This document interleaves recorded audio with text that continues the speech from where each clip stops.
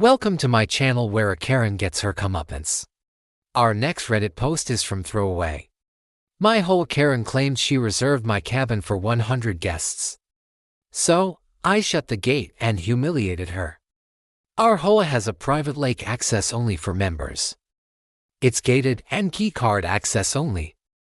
There are 2 cabins you can rent out, one right by the lake and one up in the woods. The one by the lake sleeps for comfortably. The one in the woods is much larger and can sleep 20 or more. It has an open floor plan with multiple bedrooms and bathrooms and a huge deck that overlooks the trees.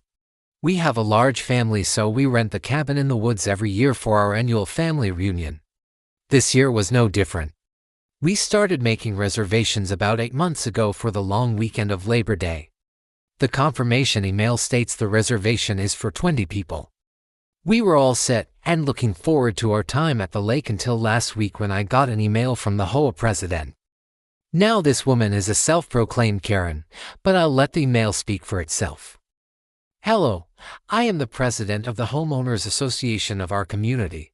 I am emailing you today to inform you of a mistake that was brought to my attention by the lake manager.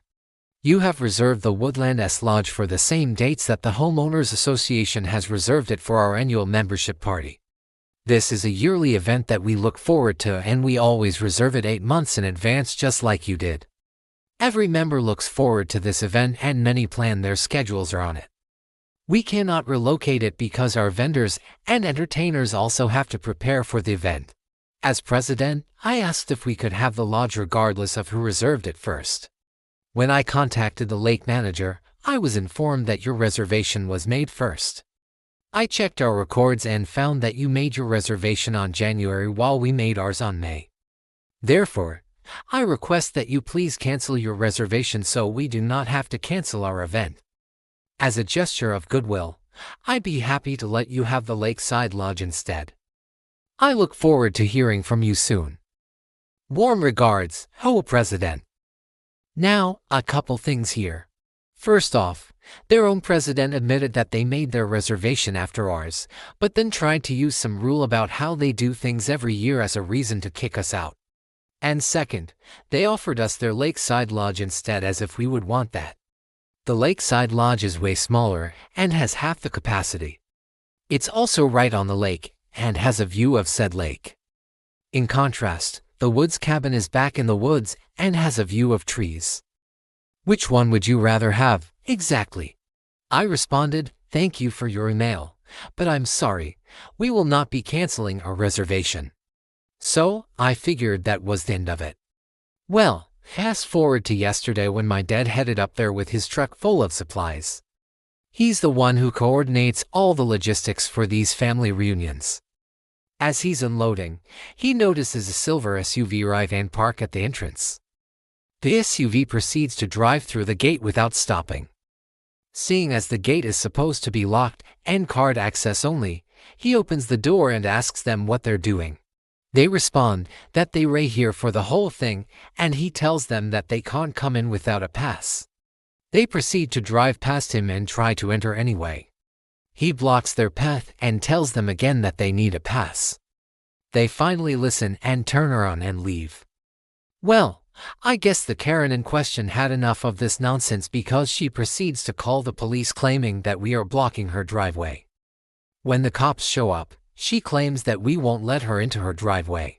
At this point, my dad starts laughing and points out that she is actually standing on the wrong side of the gate. The cop walks over and checks the gate.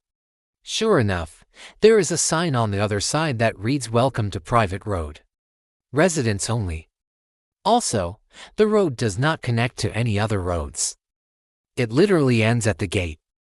After the officer realizes this, he turns to the Karen and says, "Ma'am, you realize you're on the wrong side of the gate, right?" She tries to play dumb and says something like, "But I thought this was my driveway." To which the cop responds, "It's not. If you go through this gate, you're trespassing. I don't know why you called me because you reign not on private property and nobody else blocking your driveway."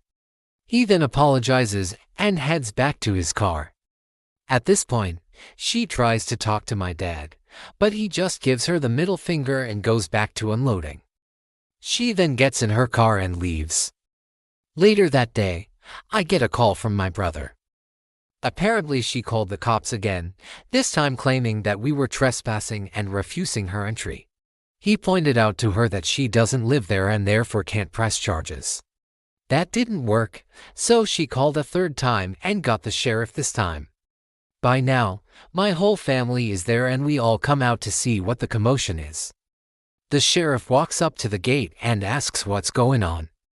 I tell him that she won't stop calling the cops and we're tired of it. He walks over to the sign and sees that she's on the wrong side.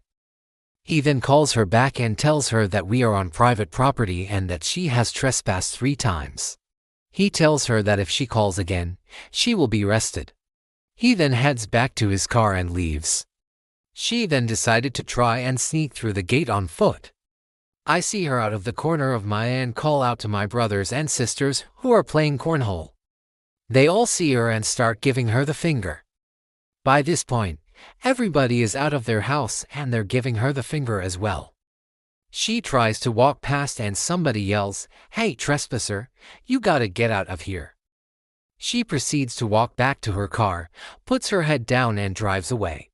Today, my dad went down to the office to confirm that we are good to go for tomorrow. He asked about the cameras near the gate and the guard confirmed that we are clear and gave him the footage.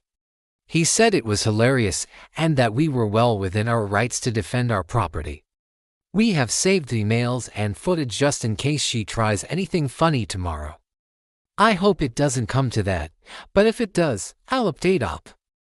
Down in the comments, we have this story from Longtime Lurker. When I managed properties in the mountains of Colorado, we had a homeowner who rented her home out occasionally who decided that it would be fun to put up a big sign on her driveway saying road closed, complete with a big orange X and everything. Of course, it wasn't really closed, but it sure looked official.